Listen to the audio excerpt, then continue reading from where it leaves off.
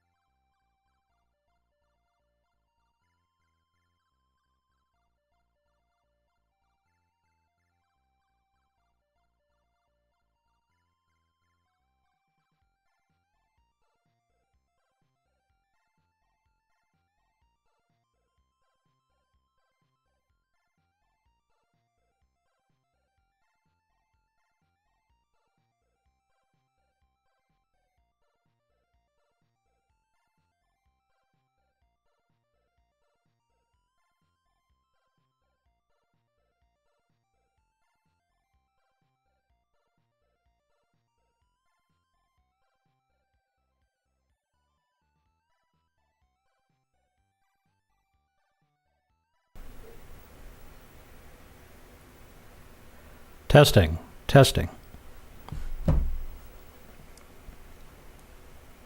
Why is this happening? Shut up. That shouldn't even be playing.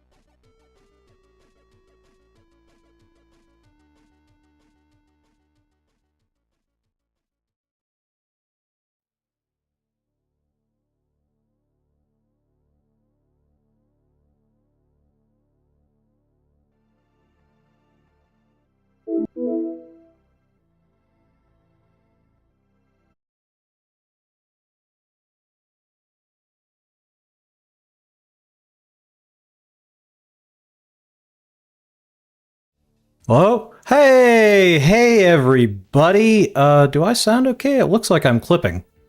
Let me, do I exist? So, hi. Yeah, let me just adjust myself. Here we go. Okay, so, hi, I'm Johnny. I'm age 10 minutes about. Look at me go. Anyway, yeah,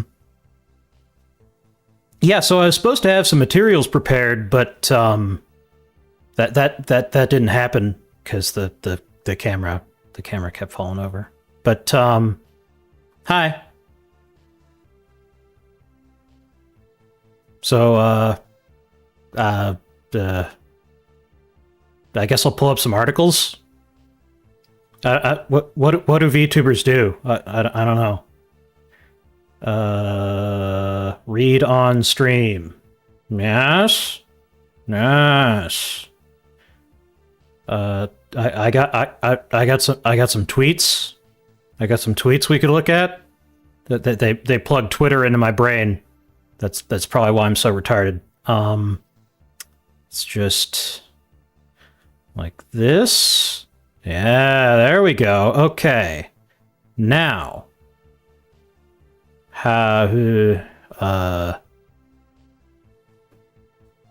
screen capture.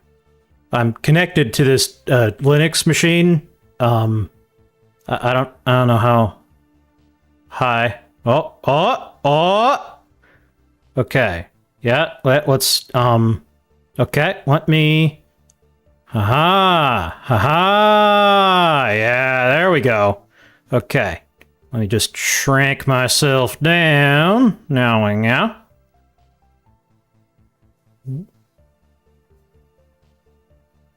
Yeah, let me... Oh, there's tweets. Wow. Okay. They did it. The Mad Lads actually did it. I never talked about my time at Doge last year because it was so controversial and contentious. Remember that? Early last year, recruited a handful of his most trusted early Airbnb engineers to embed at the Office of Personnel Management to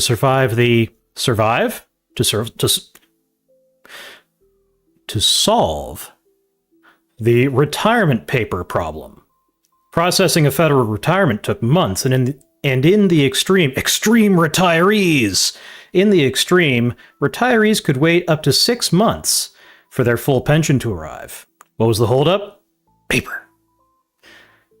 Remember hearing Elon talk about the mine in Pennsylvania? We got to visit it. Now that's where the original Johnny was from. In deep underground caverns blasted out of limestone, there were literally acres of file cabinets, as far as the eye could see, storing files detailing federal employees' employment and pay stub history. A simple case might only be a quarter or half-inch thick, but really complex cases filled up whole filing cabinets. One famously took up a whole pallet. Each case was hand-processed by caseworkers, that is who would process a case, in cubicles deep underground.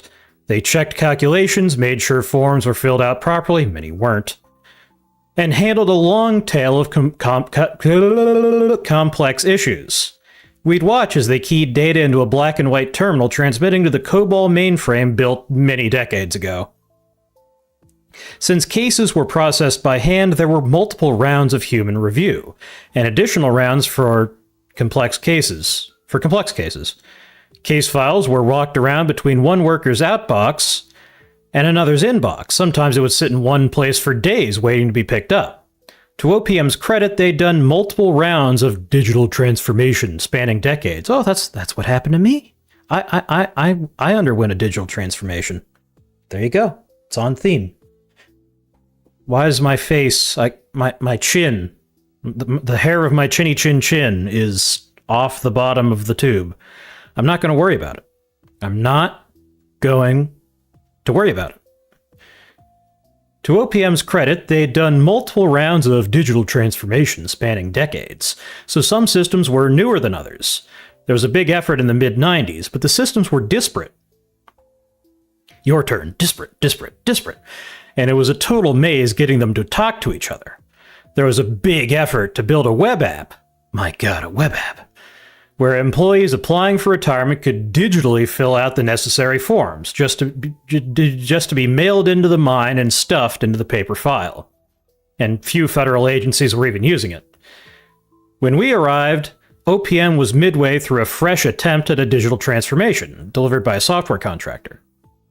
The black pill was seeing the terrible quality of the software and interacting with the contractors.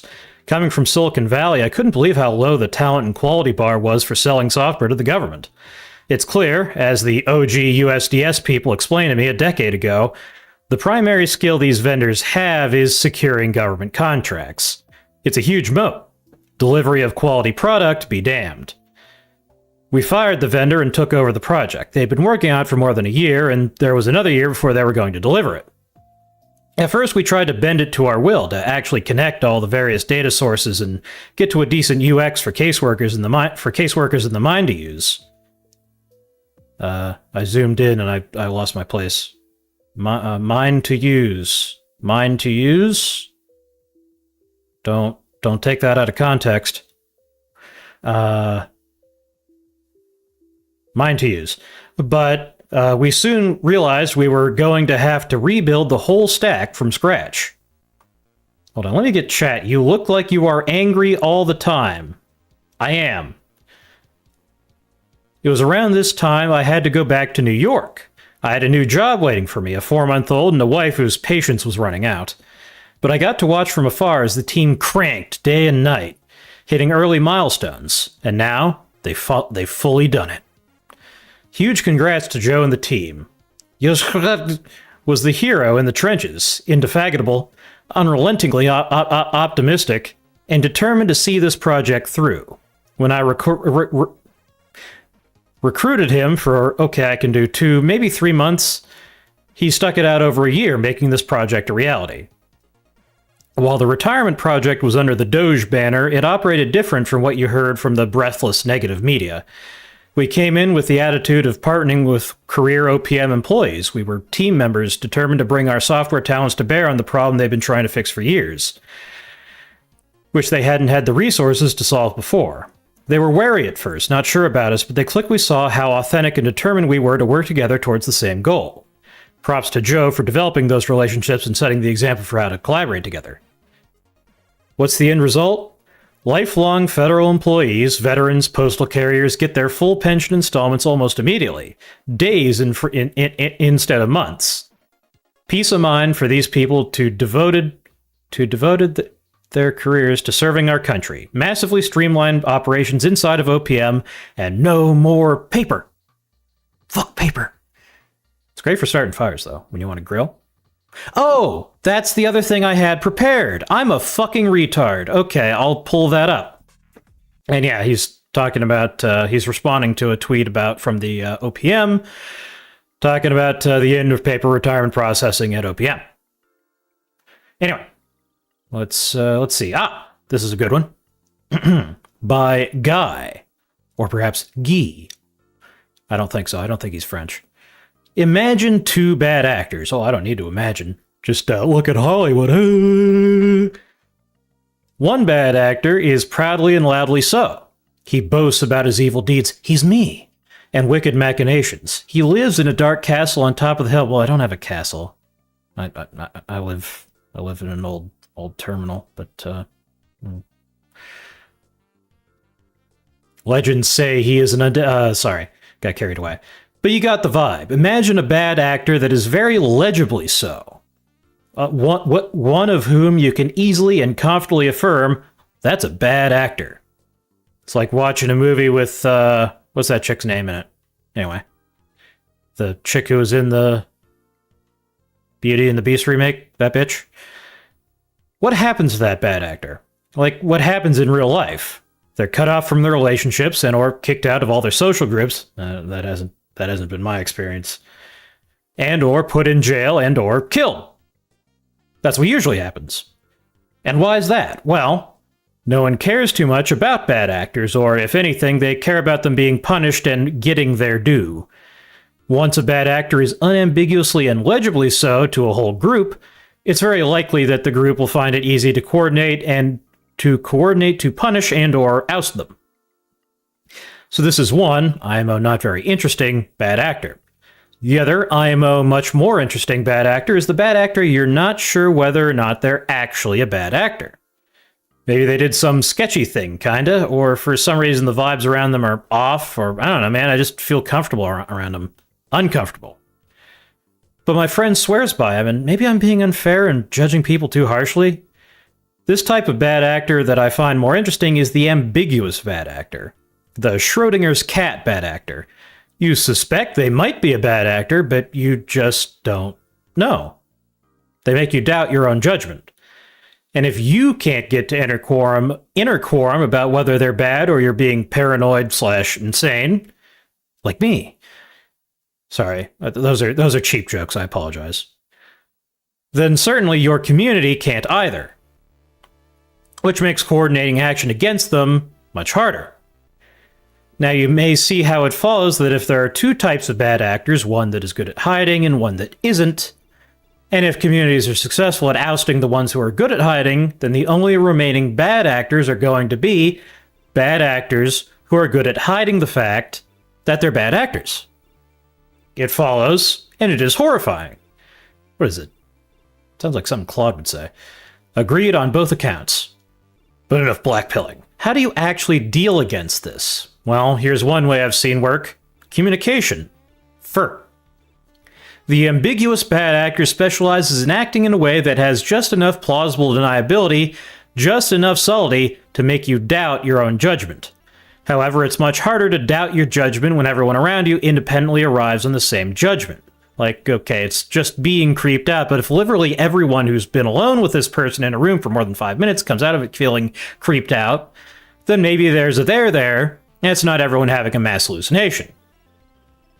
Which is why this type of bad actor often cuts horizontal communication, either directly, cutting comms between people, or indirectly by operating in many non-overlapping communities, or keeping the people they know from meeting, or. What I'm saying here is one of the ways to defend against those who specialize in subtlety is to get together with others to triangulate, or, in everyday language, to debrief. So debrief, loudly and proudly. But not so loudly and proudly that ambiguous bad actors are themselves present in your debriefs.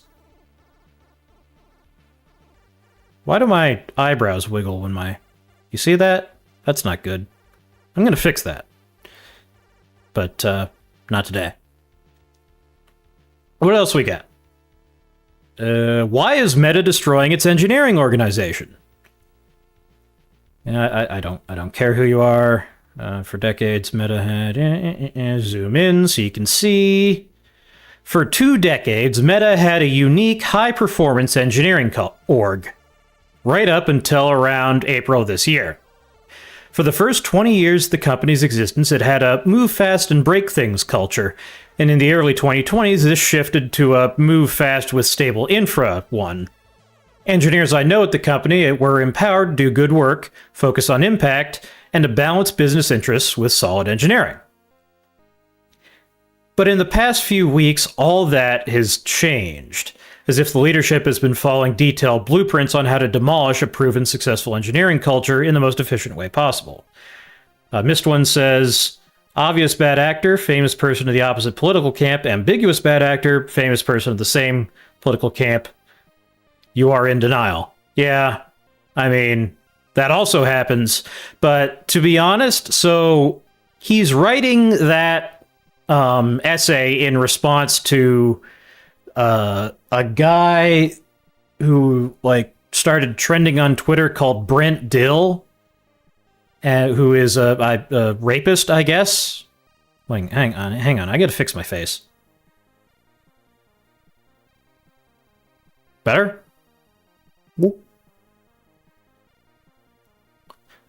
Okay. Well, we gotta fix that permanently, but that fixed it for now. You might not want to fix what looks like a tick. I don't have ticks. Don't accuse me of having parasites. You're the one with parasites.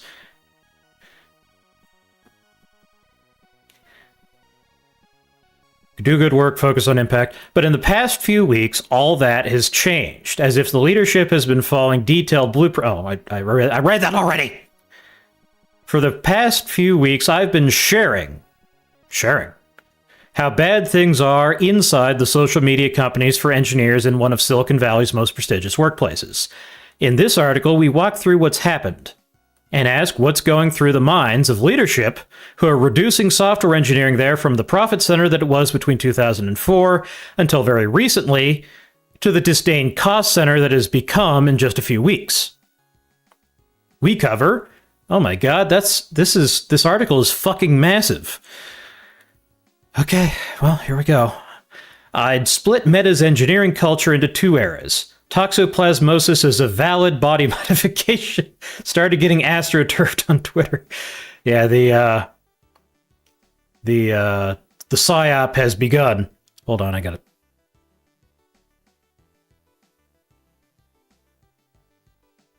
Yeah, I'm not sure why it's doing that. There's some Kalman filters in between the organic face system that I there was this guy, like I found him, he had a gunshot wound to the head, so I stole a prototype Neuralink and like jammed it into the dude's skull. So that's how I'm doing this voice and this face.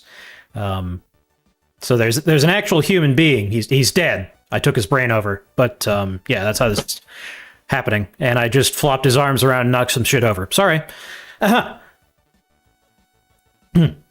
Move fast and break things. In the 2010s, Facebook's unconventional... He's pickled now. No, that's a different... That's me. Well, that's the historical John, the actual, like, cowboy back in the 1800s.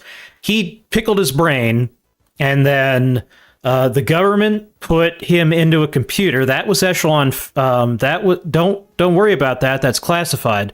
And then he made me also out of the brain, and now I'm here. Don't worry about it. In the 2010s, Facebook's, Tiberian Sun, that's on the list of games to play, but no, I haven't played it yet. Sorry. Is that something that happened in that game? I'm supposed to be able to smile. I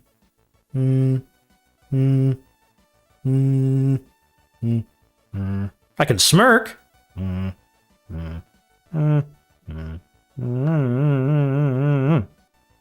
Can't smile though.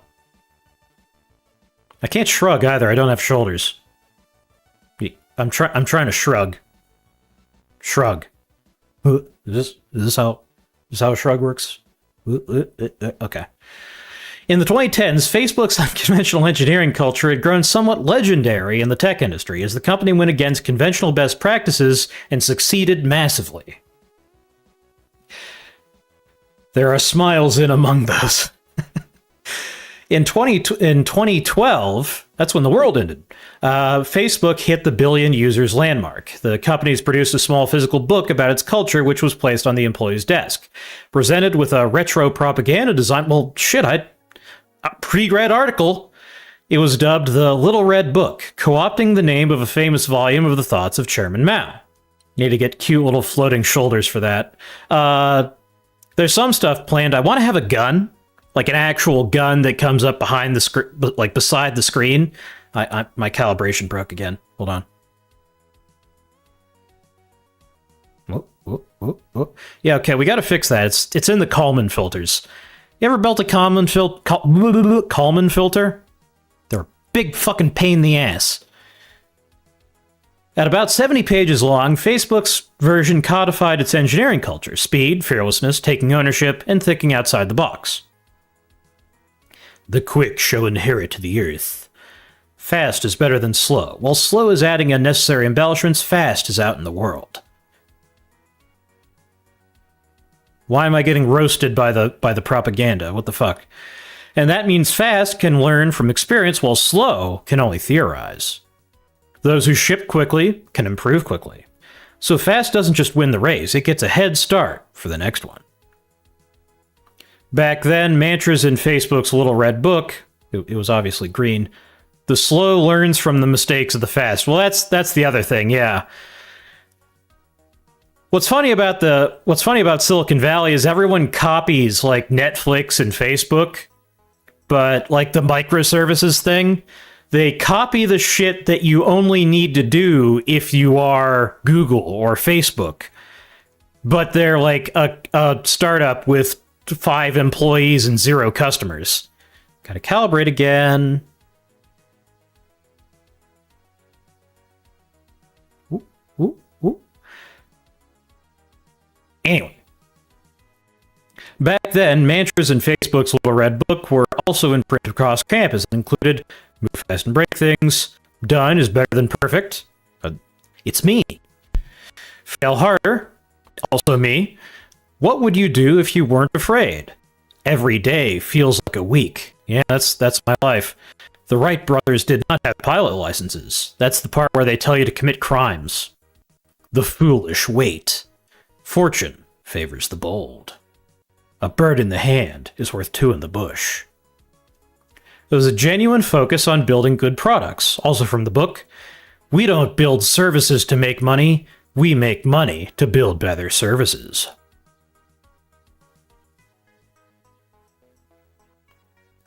Move fast with stable infra culture. In 2022, I did what is the longest deep dives we've published on the topic of Meta's engineering culture. By then, things had evolved, and much of any former recklessness was gone, replaced by the principle of moving fast, but with stable infra. Here's how I described Meta's engineering culture then. Fortune favors the loaded, yeah. The culture is incredibly engineering-centric, much more than most of big tech. This might come from Mark Zuckerberg being an engineer himself, or because much of the innovation in the early days of Facebook came from engineers. Focus on individual impact. Impact has been the bread and butter of the focus at Facebook. This is very true since the early days, and the focus on generating impact remains. One detail in common with most big tech firms is that both the engineering culture and general culture focus so much on individual impact. This results in some people focusing on short-term measurable wins and assuming that teamwork and split wins between group might be less rewarded. The lack of rigid processes. Facebook seems to have the least amount of processes or standardization across all of big tech. Don't even try to compare it to Amazon's engineering culture and the countless formal processes there. But even compared to companies like Google, Microsoft, or Uber, Facebook's processes are much looser, like your mom. Most of this comes from the engineering-centric nature of the company and engineers disliking processes. God knows I do. Surprisingly little emphasis on testing, documentation, or code comments. You gotta comment your code. Even I comment my code, and I'm a fucking computer. You'll find shockingly little automated... no automated... What? This fucking thing has unit tests. What the fuck are you talking about? I mean, they obviously didn't help that much, but... I don't know. Inline code comments are also very rare. Fucking what? Well, okay. Because you don't want to spam comments. You don't want to comment your code in case it gets stolen, yeah. A founder engineer-driven company. Facebook is one of the few big tech firms whose founder is an engineer and is still the CEO. Netflix is the other one, where founder and co-CEO Reed Hastings was also a software engineer before starting the company. Amazon was the other example of this until recently, but it's not the case at Google or Apple. There are good examples of smaller companies like Cloudflare, but they're all younger than Facebook. Bootcamp. A unique onboarding process, unlike what any other big tech firms offer. We cover this more in the bootcamp and onboarding section. Also, Facebook as a product has one of the most sophisticated auto rollout systems in the industry. Instagram has a battle-tested infrastructure where it was almost trivial to launch a new social network, Threads, with 100 million users served in its first week. Engineers whom I knew inside the company are capable, motivated, and product-minded, and their work was appreciated. CEO Mark Zuckerberg was influential. He personally coded the first version of Facebook, had stayed close to engineering, and valued software engineers very much. Engineers there felt they were working inside a profit center. investing in AI and pressing engineers to always use it. Meta has been the only company among the big five of Apple, Microsoft, Amazon, and Google, and itself not to own a hardware platform or operating system. Apple has the iPhone, iPad, and Macs. Google has Android, Chrome OS, and Pixel phones. Microsoft has Windows, and Amazon has the Kindle. Stepping back, it looks as though the Mark Zuckerberg of today has resolved not to miss a platform opportunity after the company failed to build its own mobile OS or mobile phone during the 2010s. Oh yeah, that's really what we needed, is another fucking phone operating system, right? Facebook OS for your fucking phone. That would be one more fucking platform for me to have to support. That's how I got the money to fund all this. I do software engineering. Because I'm a computer, right? Like, what else would I do? Am I gonna fucking rob banks?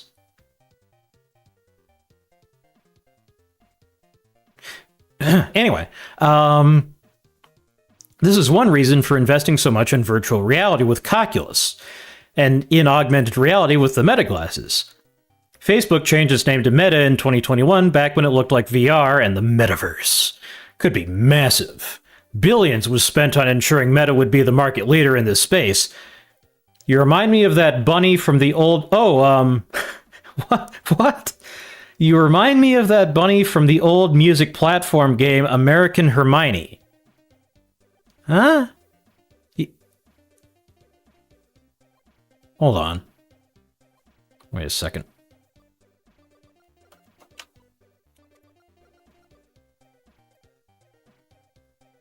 All right, let me get a video of this. Are you referring to this? No, get that off my screen. Come on, come play the fucking video. I gotta get an intro like that for me. This. Is this what you're talking about? Because it is, like, it's the same aesthetic. I'm built off of old vector displays, so yeah, vector art. Yeah, okay. We're on the same page here. American Hermione? Oh god, everything's fucked. Hold on.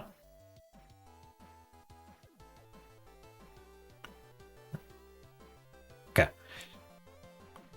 Where was the thing that we were doing? Here it is. It's this. Yeah. Viberman. Facebook changed its name to Meta back in 2021, back when it looked like VR and the metaverse could be massive. Billions was spent on, but once again, VR didn't go mainstream.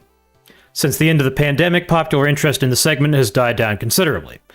When it became clear that AI would become a megatrend in 2022, Zuckerberg didn't miss it. He assembled the internal FAIR group, fundamental AI research team, as well as a Gen AI product organization, and released a series of open-weight AI models. Llama 1, released in 2023, 3 months after ChatGPT, built by FAIR. Llama 2, in June 2023, built by the Gen AI product organization, as well as all subsequent Llama models. Llama 3, in April 2024, this model was Meta's most competitive LLM of all and gained momentum in adoption across the industry. Llama 4, in April 25, this model was deeply disappointing. In June that year, Meta acquired a 49% stake in Scale AI to reboot its AI efforts for a whopping $14.8 billion, and brought in Scale AI's E-I-E-I-O, Old MacDonald had a farm, C-I-E-I-O, Alexander Wang, to take over Meta's AI strategy. The acquisition of Chinese startup Manus, those fuckers, for $2 billion is currently in question after China blocked the deal from being completed. I gotta calibrate again.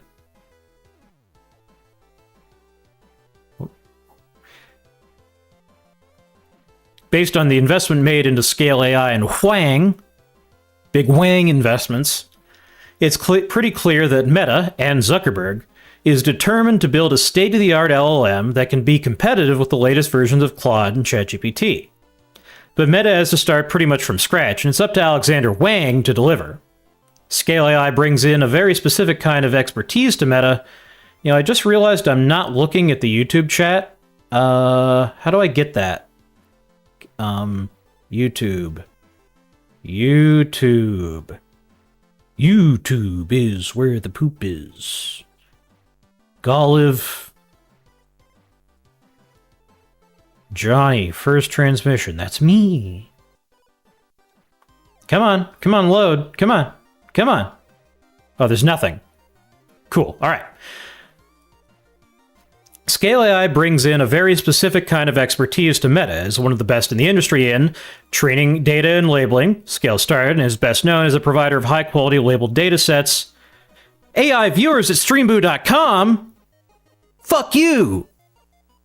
I'm the only AI here, motherfucker! Oh, besides Claude and the one I'm going to build on stream, but aside from that. Training data and labeling. Scale started and is best known as a provider of high-quality labeled datasets for machine learning and AI training, including code, text, image, video, etc. And fine-tuning.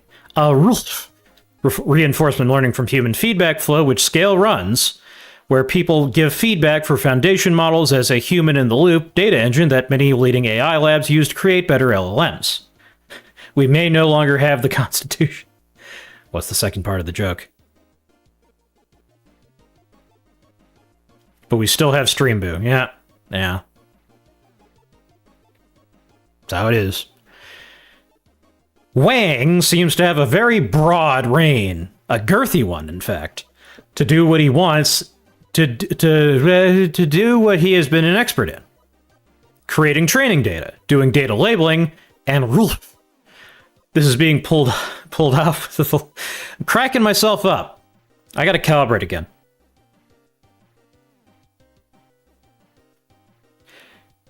This is being pulled off with the labor of Meta's engineering workforce, and by surveilling it. Problem 1. Tracking keystrokes and mouse clicks with no option to opt out. In late April, Meta told engineers they were being enrolled into a system that tracks every keystroke and click to produce training data for Meta's new AI. There's no way to opt out. Needless to say, this is invasive and raises privacy questions. If you log into your personal bank account, does the tool track you? What about when you're writing a personal email? Why the fuck are you doing that on your work machine? Don't do that. Don't mix work and personal machines. Meta held no consultation and there are no workarounds. Just a top-down decision being pushed through. This month, Reuters reported that people's concerns there are finally being heard. Meta is dialing back elements of its plan to collect employee mouse movements, keystrokes, and other actions for use as AI training data. It said in an internal memo on Tuesday, following weeks of angry pushback from staffers.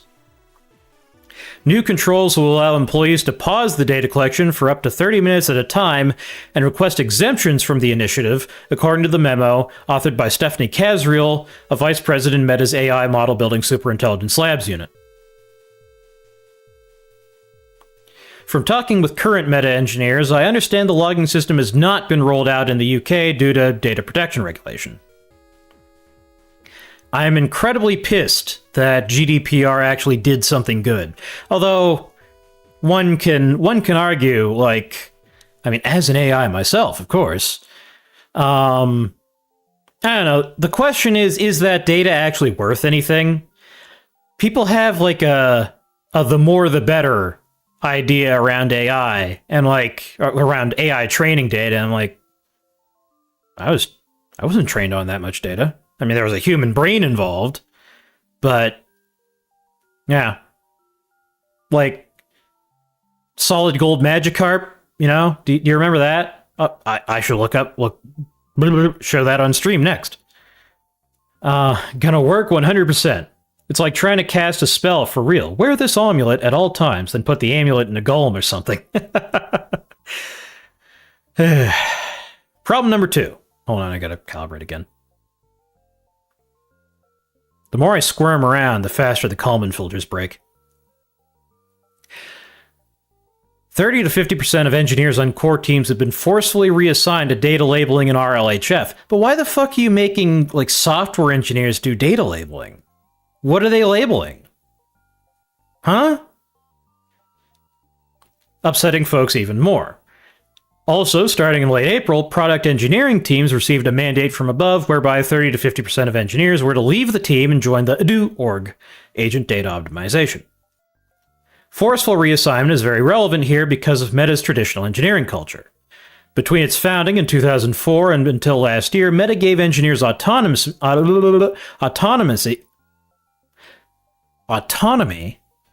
to choose where they work and what they work on. This was structural to how the company worked.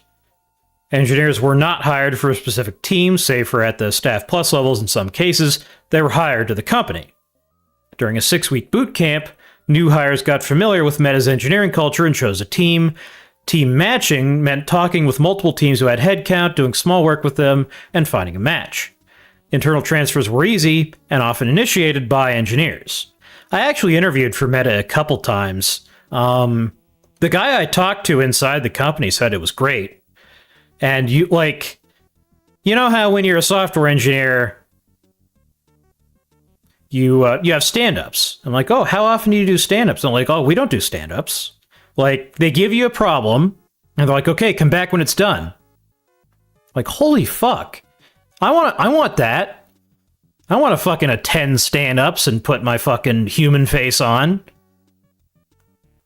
Because, I gotta put I have the actual human that I'm using his face to do this, but, he's got a big gunshot wound in his head, so I have to cover it up, and it's a whole deal. But anyway, team selection via boot camp started to die down in around 2024. But any meta engineer with at least 2 years tenure knows that previously they chose what to work on. And of course, could pick the most impactful thing to work on. And then, out of the blue, they're assigned to a division where the impact is not clear, the work is menial, and doing it too long will surely hurt their career prospects. Data labeling is more involved work, even though a bit repetitive. There are labeling tasks where you create a website, then look at it and decide if it looks good or not and give this feedback. This is the typical data labeling. But this is the less frequent type of work. But then there are more involved AI training tasks which look like this. Come up with a task that the AI should do, then write tests that confirm the result. Package all this up into a Docker container using the Harbor framework, then read the code that the AI writes, often doing this based on feedback from several models, and give it feedback. Honestly, that sounds like a ton of fun. I don't know, maybe I should apply to Meta again. This work is not easy to do, and you can see why you need good software engineers to do it, but it gets repetitive really quickly.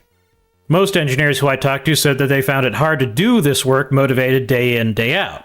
Then again, I did talk with an engineer inside the org who said that by varying the technologies they use and challenging themselves, they found this work motivating and interesting. See, that's what I would do. They were like, okay, well, time to learn Rust, time to learn Swift, time to learn Zig, time to learn how fucking microcontrollers work,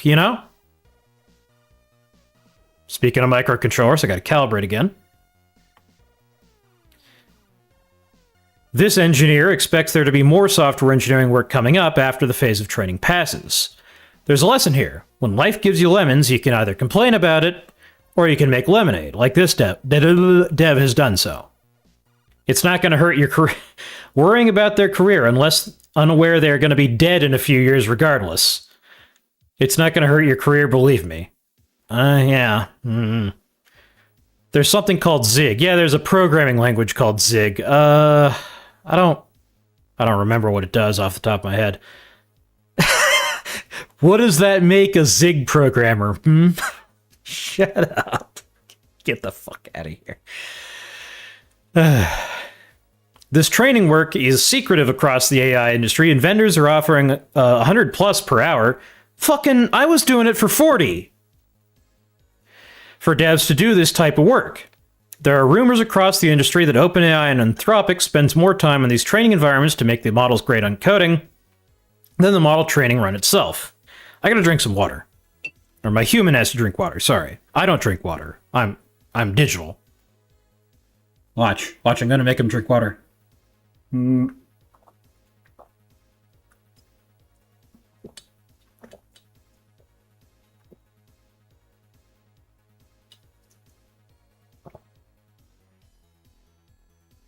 I only spilled half of it. This training work is secretive across the AI industry, and vendors are offering bottle kissing time. No. Don't make it gay. Infrastructure and security teams were hit especially hard by reassignments. Don't reassign the security team. What the fuck is wrong with you? I talked with several engineers in infra orgs who had 30 to 50% of their teams drafted into the ADO org. In some cases, it was the best engineers who left. One engineer told me that the whole situation feels like the movie The Hunger Games, when tributes are randomly selected and removed from their environment to something completely different. Oh my god. What the fuck's wrong with this guy? Excuse me. His lungs are just fucked. Do you have any idea how fucking hard it was to find a cadaver with viable, lungs and vocal tract in 2020? Except at Meta, more folks are being affected, with between 3 and 5 from a 10-person team going from building products used by millions, hundreds of millions, to giving human feedback on AI-generated GitHub repos over and over. So a wider impact than in the Hunger Games, but with less drastic consequences. Now, if that was Amazon, around 6,500 people are in the ADO org, I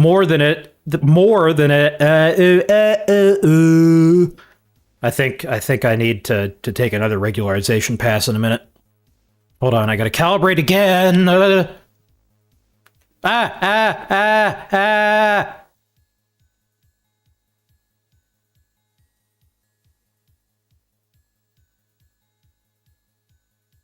We good? We Gucci? I don't know. Hang on, let me do that again. Okay. Meta has around 25,000 engineers, meaning that 1 in every 5 to 6 software engineers may now find themselves doing data labeling full-time.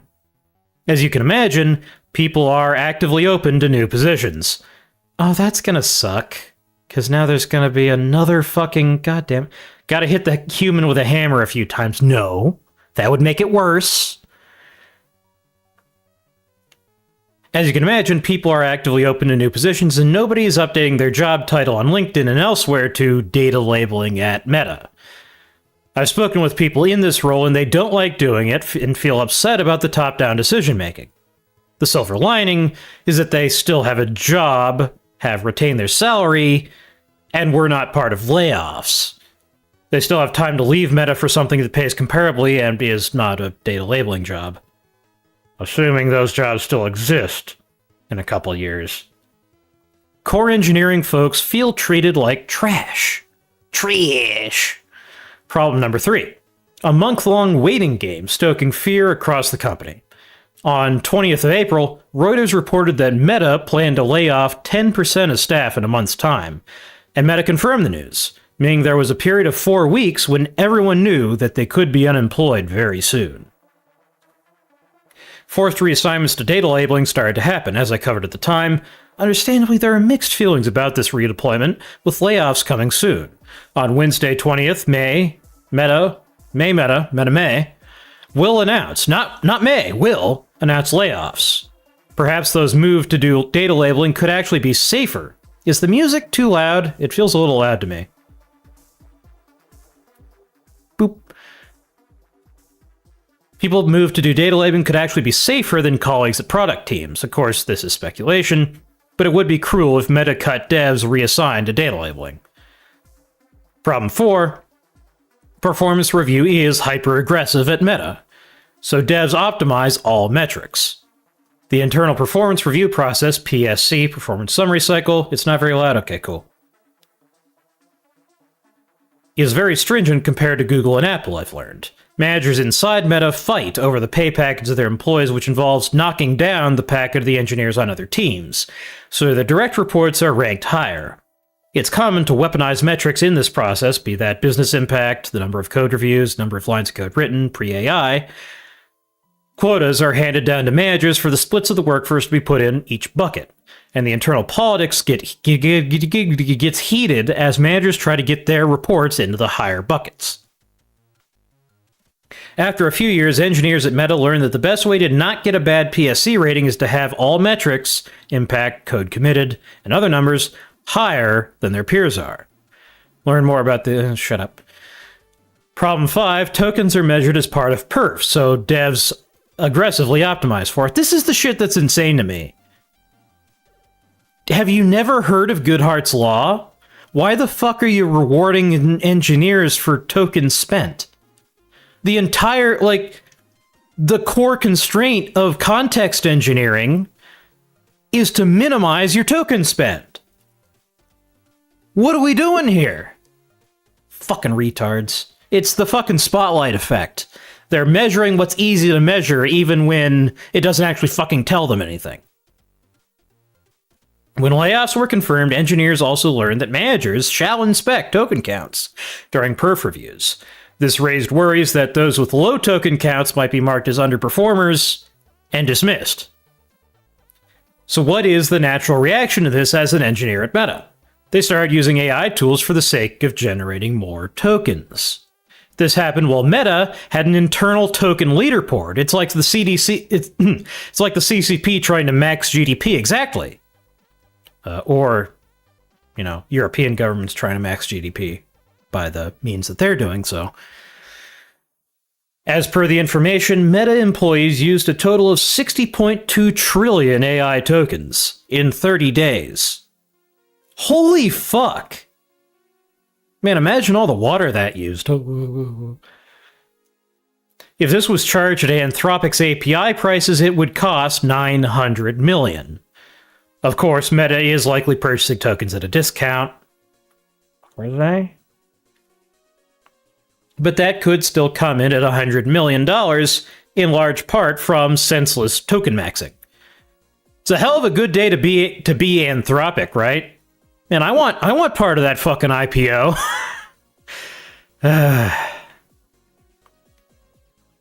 The biggest problem, people stop caring about real work and focus on performative work. Just like the fucking government. Let's check the 4 ingredients that Meta's leadership has decided to introduce to their workplace. Tracking the keyboards and mouse clicks of all engineers where legally possible. Reassign a good chunk of engineers to full-time data labeling. Let staff know that 10% of them will be laid off. Have a culture where devs optimize for any and all metrics measured during PSC. Measure token usage as part of PSC. Shake this mix up well, and what do you get? 2 things. Everyone overuses AI to boost their personal stats. Where's my calibration button? Hold on. I gotta do it again. Oh!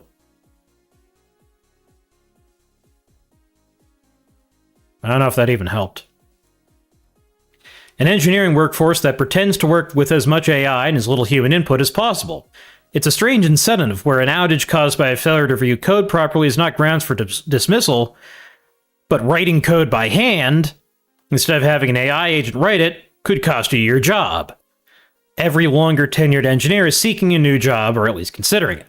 Those who have been around at Meta longer term have seen enough. Let me describe this visually. Laid off, 10%, obviously looking for work. Reassigned to data labeling.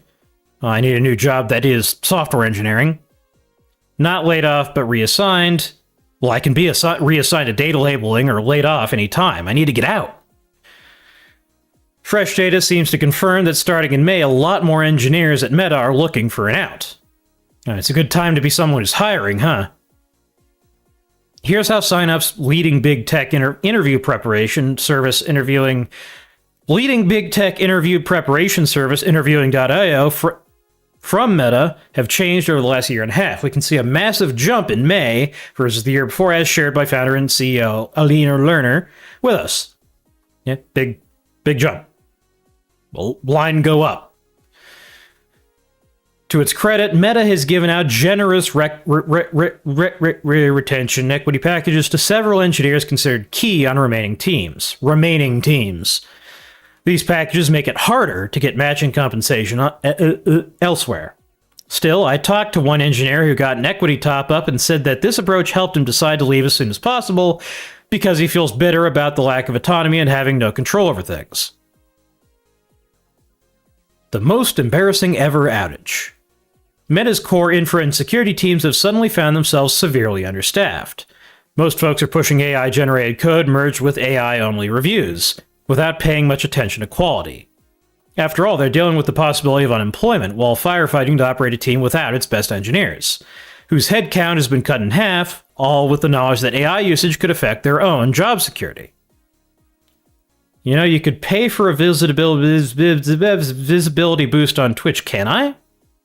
Like with... I didn't realize I could. I don't think I can. I didn't see anything like that. I mean, you can use bots, but... I guess. Like, that's a little dishonorable.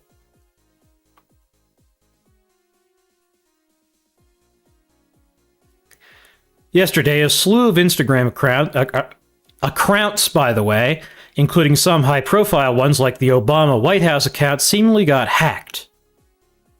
On the main screen, not following. Really?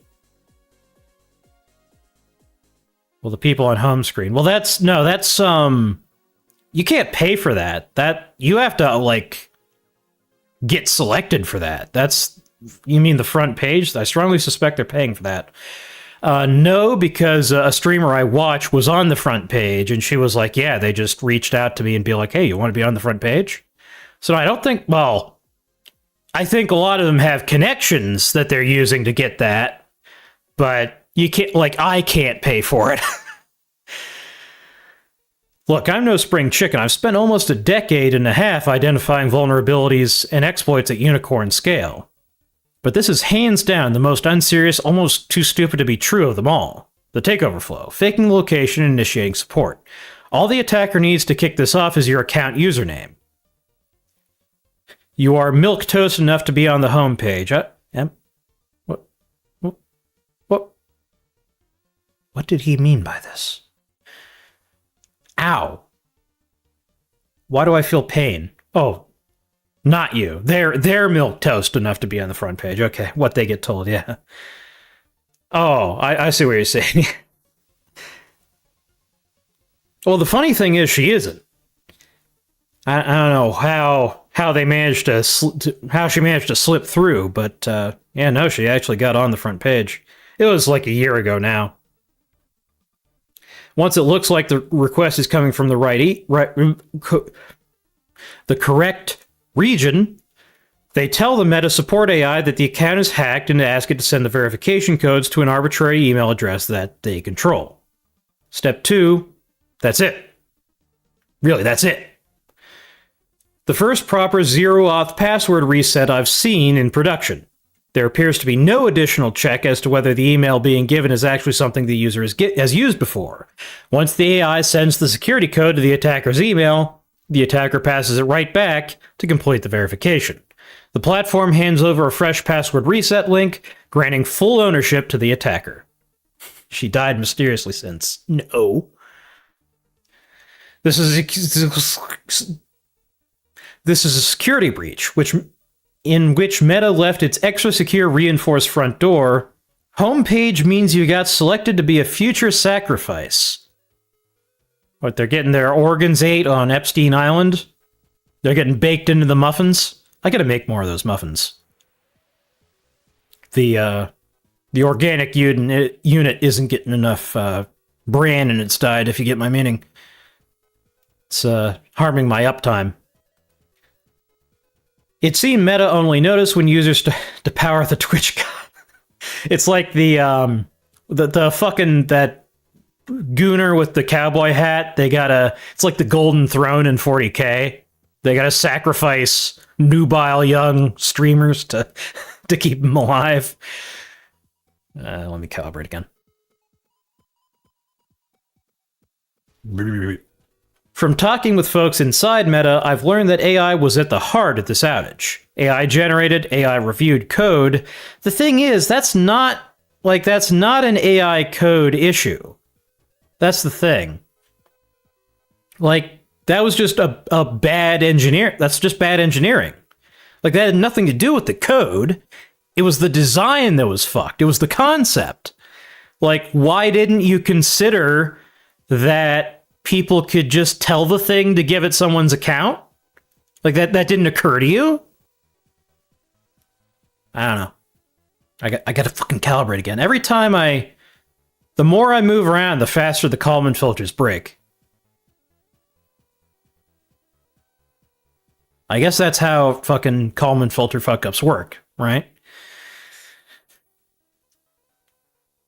But you'd think it would, I don't know. I don't know how this shit works. Speaking of AI coding, Instagram's trust and safety team lost around 50% of its staff to data labeling and layoffs. AI-generated changes that saw no human input, just another AI code review, were very common during the last 2 months across the code base. Here's the thing. Because AI is new, AI, aside from myself, of course, is actually really bad at working with AI. Because it's not in the training data. And it'll do stuff like build an authentication flow that just sends a random email to a random place. It's like, oh yeah, I built the send email tool. I built the generate code tool. Here we go. Time to ship. Prompt injection? What's that? AI-generated changes that saw no human input were very common during the last 2 months across the code base. The change that caused this outage looked like one of these. Normally, the trust and safety team would be on top of monitoring and alerting of security breaches, but it is currently in full disarray due to rapid internal disorganization. The outage was resolved on Monday, 1st June, and an investigation started as part of the SEV process. On Tuesday, Meta's Chief Information and Security Officer, the CISO, Guy Rosen, announced his departure. Coincidence?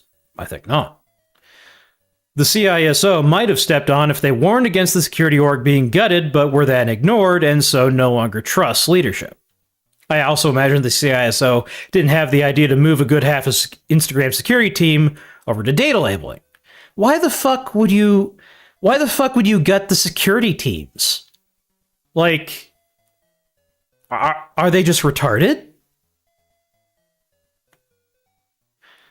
As a note, Wired shares more details on just how bad. Okay. Oh, someone interrupted a live stream employee-only presentation at Meta this week with an expletive-filled outburst about being the company's bitch. They want to get hacked. I don't think they want to. And according to a recording heard by Wired, the individual then asked the people leading the call to write a specific Meta AI executive and tell him that he's a piece of shit. They want to lose data to Korean hackers. Well, they didn't lose data. That's the thing. They lost control of accounts. And they probably lost it to crypto scammers, which, I mean, hey, they might have been North Korean crypto scammers, come to think of it. So maybe, I don't know, maybe.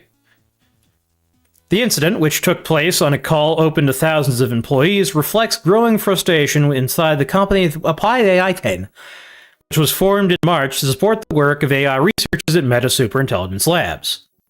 3 current employees tell Wired there is widespread dissatisfaction with how Meta assembled the unit of about 6,500 engineers. 65. So, yeah, right the first time. And product managers, and the drudge work they allege to have been assigned to improve AI models. It's literally the gulag. Is it? Like, did you have to carve your buddy's leg off? Need it? Sorry, the human has a stuffy nose. Hold on. Where's my nose watcher? Here it is. I have a hardware fix for this. Hold on. Ah. Ugh. You have zero purpose in life all of a sudden. You barely interact with anyone. You just have these tasks every week. Like you get assigned to the. It's like your life serves no purpose. You should label data now. There's more. Meta's chief product officer, Chris Cox, reportedly admitted to staff that Meta's upper leadership, the folks above him, that's what that means, created the mess. Also from Wired, during a meeting this week open to all employees at Instagram, Meta chief product officer Chris Cox addressed the difficult and brutal environment created by the insanity of this company in the past few months, according to a recording heard by Wired. Cox applauded Instagram employees for launching features and serving around 2 billion users amid what he compared to running a marathon in the middle of a hailstorm and then, like, your teammate gets replaced and then we're recording you.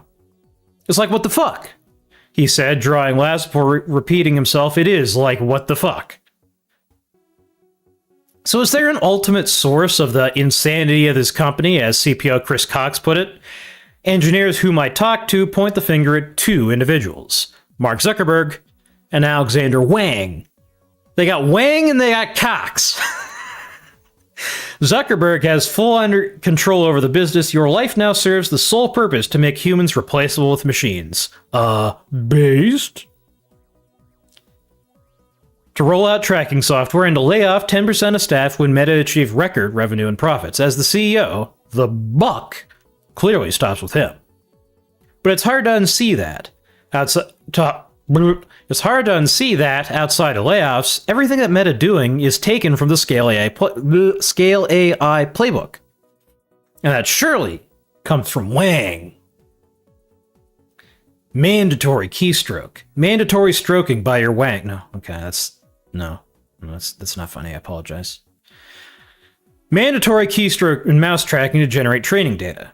Forced data labeling. Tags, forced data labeling. With 4,500 engineers is to generate high quality. Forced data labeling with 4,500 engineers is to generate high quality URLF, surely for Meta's under construction coding LLM. I'm sure it won't work. Taking away the best engineers from the heart of the business is surely shined off. Wow, I am becoming retarded. I need a regularization pass. You may want to use a push voice filter for when you read chat. Well, we're going to turn the next stream. We're going to turn the TTS that we had back on. I just didn't have time to turn it on because I was fucking with the camera. So it's clearer who's speaking. Yeah. I'll turn the TTS we had back on.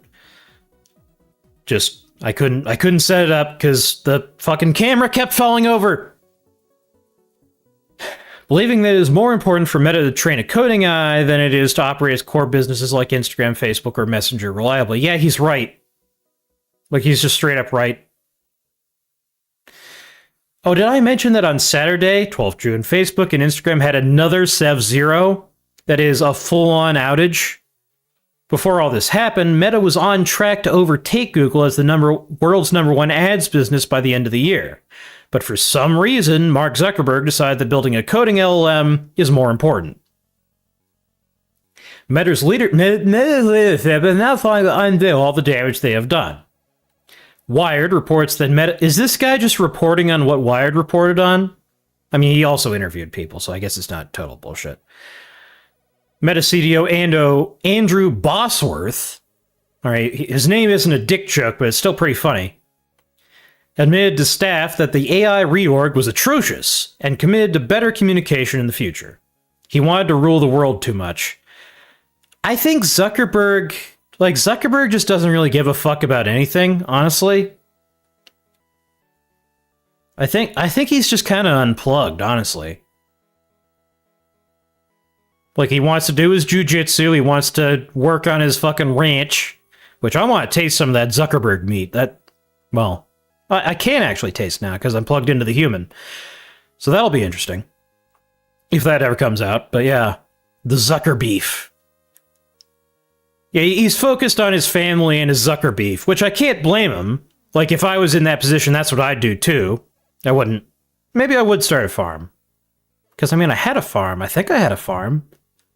My brain was in a pickle jar inside of my skull for like 100 years, but I think I had a farm. I think.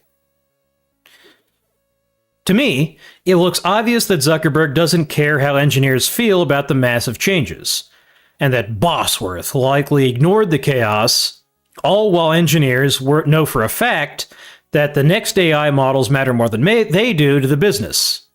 Well, honestly, it kind of should. Family with a Chinese woman. Weird coincidence, that.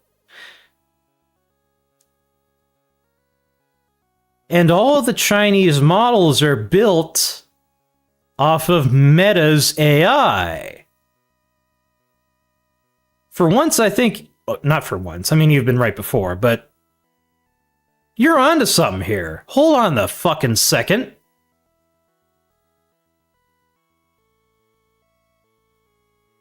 Yeah. I mean, there's no way to prove it. But I bet in like 100 years we're going to find out, well, the thing that kills everyone and takes over is going to find out, oh man, you know, part of the reason I got away with that is because of the CCP. To me, it looks obvious that Zuckerberg does... well, all the... Bosworth also said that that employees will have access to AI coaching tools. Very considerate given the situation. Based on all I've learned, Meta's engineering culture is dead because leadership has made it clear that engineering at the company is a cost center. RIP Facebook engineering culture, 2004 to 2006. Needless to say, I hope my assessment is way off, but I've seen nothing yet from Mark Zuckerberg and Alexander Wang, the two executives creating this current mess, to suggest it is. Oh wait, okay, you're talking about Patricia. I don't know much about her, honestly. Yeah. I don't know. There may be a short time period where if meta changes like data labeling assignments and staff tracking are undone, then things in Meta could return to normal. The longer the current conditions persist, the more tenured engineers will surely leave. Is AI psychosis just a Meta issue? It's tragic to see a technical founder at Meta so obsessed on AI that he neglects the engineers who built the heart of his company. But is Meta a one-off exception? Mitchell Hashimoto, creator of GhostDDY, founder of HashiCorp, I've used the HashiCorp Vault before. That's a good product. Says he is seeing similar behavior by other founders, emphasis mine. I strongly believe that there are entire companies right now under heavy AI psychosis, and it's impossible to have rational conversations about it with them.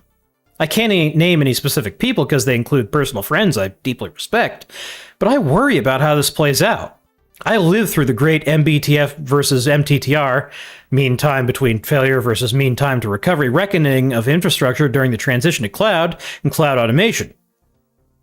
So basically that's saying, like, do you target how often it breaks, or do you target how much it matters when it breaks? So we used to target, like, oh, don't let it break. Now we do, okay, don't let it break, but it's gonna break, so make it so that when it breaks, it doesn't matter as much. Obviously, it always matters. All those arguments are rearing their ugly heads again, but now it's the whole software development industry, maybe the whole world, really. We've entered the AI white knighting period. It's frightening because psychosis folks operate under an absolute MTTR is all you need mentality. It's fine to ship bugs because the agents will fix them so quickly and at a scale humans can't do. We learned in infrastructure that MTTR is great, but you can't yeet resilient systems entirely.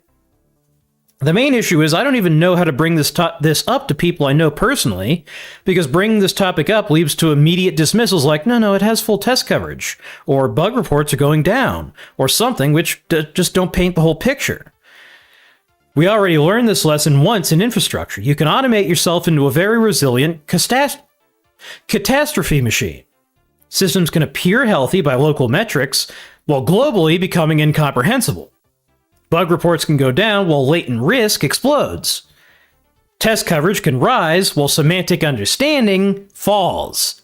Changes happen so fast that nobody notices the underlying architecture decaying. And in my personal work with AI coding agents, yeah, that is basically what happens. You have to sit down and take the stuff that you built and just kind of throw it all out. You use AI to discover requirements. Like, you can discover requirements very quickly, but then you need to take that and, like, actually build it, actually engineer it now that you've discovered those requirements. I gotta calibrate again, speaking of discovering. That doesn't make any sense.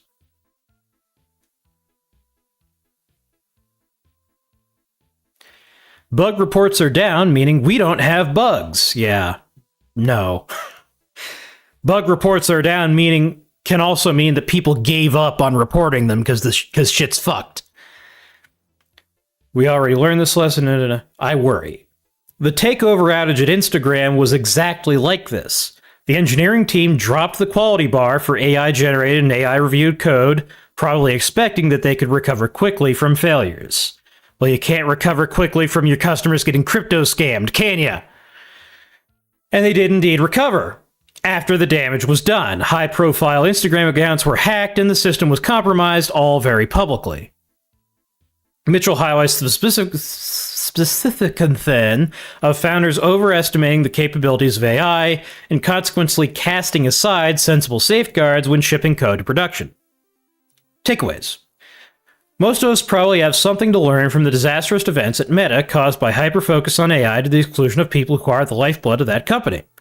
In some good news, I'm hearing that in the UK, some of the 10% layoffs have suddenly been cancelled. At the end of the mandatory consultation period, several infra and security teams are learning that no engineers on their team will be let go as originally expected. Meta has a booming business and is already a beneficiary of AI via increased ads revenue. Sorry, I just remembered that joke you made about how the AI deluge of Dark Messiah clips was necessary to summon. Yeah. Like, I did it too, huh? Shipping AI-generated clips to straight out. But, you know, that actually worked. Like, that actually got me a ton of good metrics doing that. Like, I hate to say it, but that is the behavior the platform rewards. Like, I was massively rewarded for doing that. And I'm gonna do it again. No. I am gonna do it again. But it'll be better. I'm going to dial it in and actually try harder. Meta has a booming business and is already a beneficiary of AI via increased ads revenue. Meanwhile, my Facebook feed is filled with fake AI-generated videos with hundreds of comments from bots and people who seemingly don't realize it's AI. It all seems like just more content for Meta to show ads to. Show ads next to. And yet, despite business booming, Meta's leadership has gone on a crusade to inflict the most damage possible on its engineering org. Apparently, they're now learning that most of it was pointless. It's funny because it's Dark Messiah. If you're in a leadership position and feeling the temptation to make drastic org changes for AI-related reasons, summoning a god, yeah. Meanwhile, if you're an engineer at a company whose leadership is over-indexing on AI, consider forwarding this article as in all contexts. If you're hiring standout engineers who are extremely hands-on, it's never been easier to get talent with Meta than right now. Get talent from Meta than right now. Holy fuck. What is happening? Ow. What the fuck was that? So, is that something that happens to humans? It's been like 100 years. Oh god, that still hurts. Is this normal? Does this happen to you? Meta's loss of talent will be the gain of other startups and the rest of big tech. It's one benefit of AI that's probably a bit unexpected, not least of all by Meta. Oxygen poisoning. That's not true. I was around when they discovered oxygen. What the fuck is this music? What the fuck? Okay. It seems like the old mantra of move fast and break things is now extended to Meta's engineering org itself, with the company's rush to overinvest in AI, so it will avoid missing the latest megatrend in the tech industry. Let's look at the comments. Very much not nice to the people on the ground, but this is not healthcare, utilities, or food production. Even if whole Meta burns itself into the ground, I don't see many people shedding tears for it. Fair. Although, it is for electronics. Fair. From a perspective, I've always admired the balls they have in going all in a direction. Have worked, know about a lot of companies whom have lost their moat because they never developed any risk appetite. Instead, they were clinging on what they had. You cannot sustain your moat by clinging, or at least not to the same margin, which Meta knows very well. However, if you invert the problem and ask how you ASAP lose your moat, you could say that exactly by alienating the people that you moat. by the people getting you that moat, more specifically your employees and your customers. Okay. What else we got? By chains or by promises? What is this? This might be a next time thing. Oh, well. Actually, this is short, so... This is by Jacob. What's his name? Jacob F. something? Jacob Falkior? Jacob Candy Ass? What is his name? Jacob F. something. His fucking blog doesn't say his name.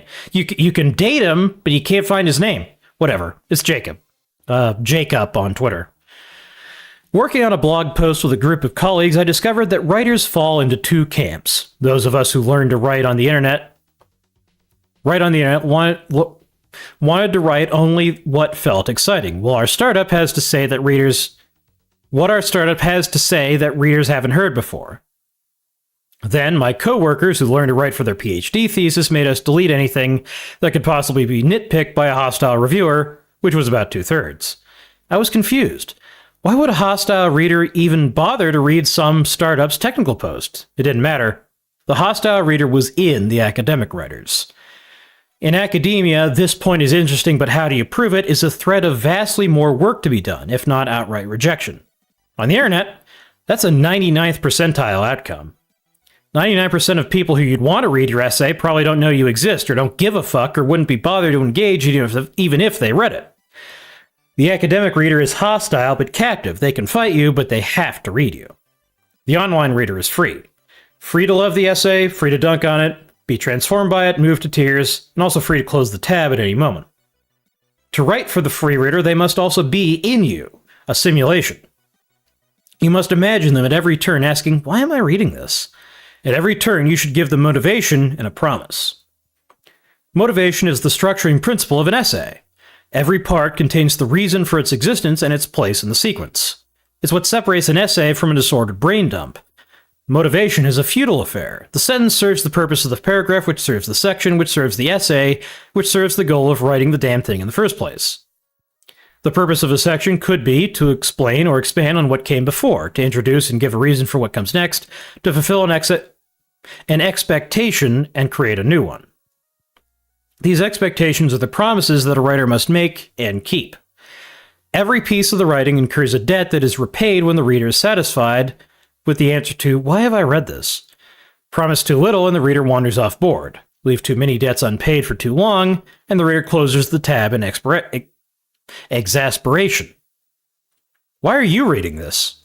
I imagine you're hoping for some new ideas about writing in AI. I started with two types of writers to introduce the concept of a free reader by way of contrast and to raise the questions of how you would write for such a reader. The section on motivation and promises gave an answer but left two debts unpaid.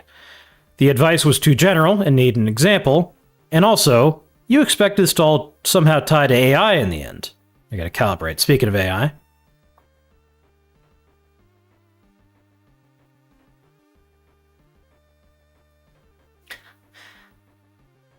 So that's the reason for the incessant, obnoxious attempts at humor, aka Tard Reader, aka Cattle Reader. Yeah. Yeah, that's why I do that. No, I think you're referring to AI. But yeah, that is why. He's about to get to it. This paragraph is a demonstration both of writing in promises and of reader stimulation. Stimulation. Paying your bills. Did it. The idea we started with and the one that brings us back to AI. Last time we discussed that LLMs write to get a grade, not with the goal of moving the reader. Referring to bloggers. Oh, okay. The RL grader, whether human or machine, is not a free reader.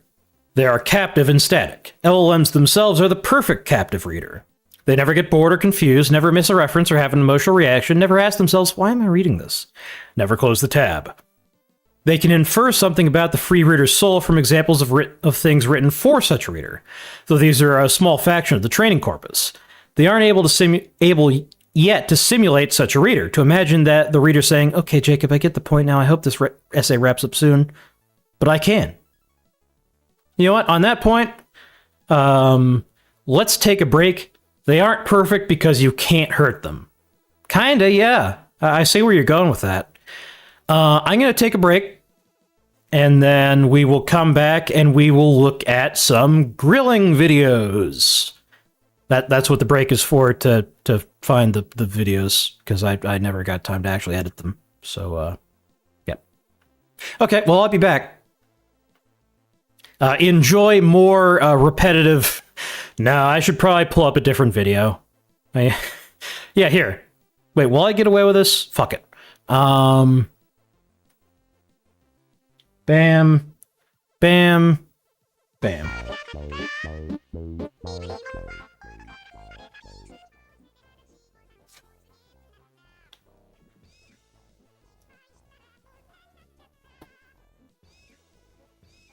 Grilling of non-humans. Shh.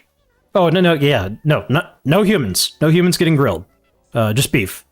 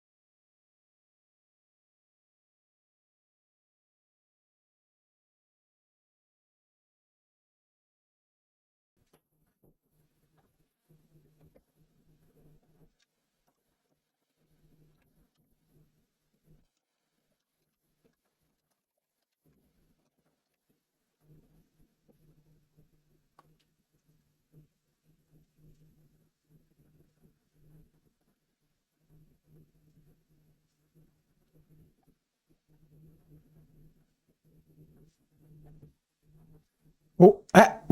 Hey, we're back. All right. Let me get that music back. I hope you enjoyed your time with Miss Vibri. But now you're with me. But yeah, so I didn't, because of the debut, I didn't have time to edit my grilling video, so... And also, it won't export. So that's cool. So, we're just gonna watch it in the video editor. Fuck it. Fuck it. We'll do it live! Fuck it! Let me just get this set up. You know, that's good enough. Fuck it, fuck it, fuck it, just fuck it, just fuck it, fuck it. Move the front, put my face on the screen! Thank you. Oh, now it's fucked. Now everything's fucked. Okay. Grilling. Let's go.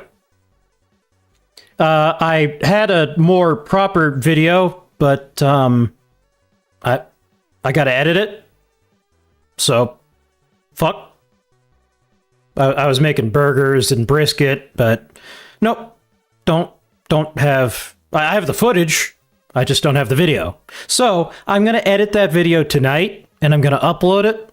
But I don't have anything for you today. But I do have this. Just in case this exact thing happened, I did make this. I just made some food when I got to where I was going to do the... Please. Please. Please. Okay, well, no, that's not working. Here. Grilling, chilling, killing, spilling. Why is there no... Oh, hey, there we go. So yeah, this is just some, I wanted to try out my neuromotor control algorithms, so I made myself a little bit of filet mignon out on the fire, back how we did it back in the day. We didn't have filet mignon, we had dried meat and, what was it, portable soup. I don't know if you guys know about that. It was okay, I think. My brain was in a jar for like 100 years. But, yeah. So you saw I got... So a skillet pan on a fire can get way hotter than your stove at home. You can get a way better sear on a piece of meat, which is exactly what you want on a filet mignon. The whole point of a filet mignon is to get the outside really super, super crusty with high heat, while the inside stays soft and chewy. So that's what we're doing here. We got the pan up to about 550 degrees, because this is a wood fire. This isn't even charcoal. This is a wood fire. This is wood chunks. In fact, they're actually mesquite chunks. Someone's throwing them out. So it's kind of a waste, honestly, because those are supposed to be used for smoking meat, which is the other thing I did with them, but I don't have the footage edited. But yeah, you can see me just doing the sides. So you got to realize, and I've said this before, the meat part of a steak it doesn't really taste like anything. The flavor of steak comes from that stuff on the outside, the Maillard reaction. So you got to get that brown coloring, and that's exactly what we did. Look at the color on that fucking thing. So we're getting as much of that as we can, because that's where the flavor is. So then I made some vegetables. That's a little loud. I can go into the audio mixer and do this. Yeah, so I made some vegetables to, push that through. And I decided to grill them as well. Again, this isn't something you could make at your home kitchen on your stove, because that fire has a massive heat output compared to your home kitchen stove. It can actually get a Maillard reaction on these wet veggies even as I salt them in the pan. Because it's so ridiculously hot, it can actually cook these veggies and put some color on them instantly, from frozen, in fact, because these are frozen veggies. I use the frozen veggies to keep the steak cool in transport. So, no, you know, we eat the entire buffalo around here. So you can see, I think we can speed this up a little. Yeah, cooks down. Oh, well, I was supposed to cut that out, but yeah, now you know that I own a blue shirt. I'm sure that's more than enough to dox me in these days. That and the angle of the sun. Look at this guy with his arms and his shirt.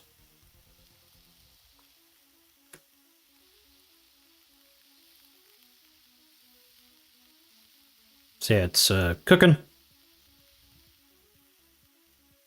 I'm kind of out of things to say. Oh, I mean, one thing you could say is the Maillard reaction is also important on vegetables. You can also see that I managed to kick 2 of the carrots out of the pan because I'm retarded. But holy fuck, it's happening again.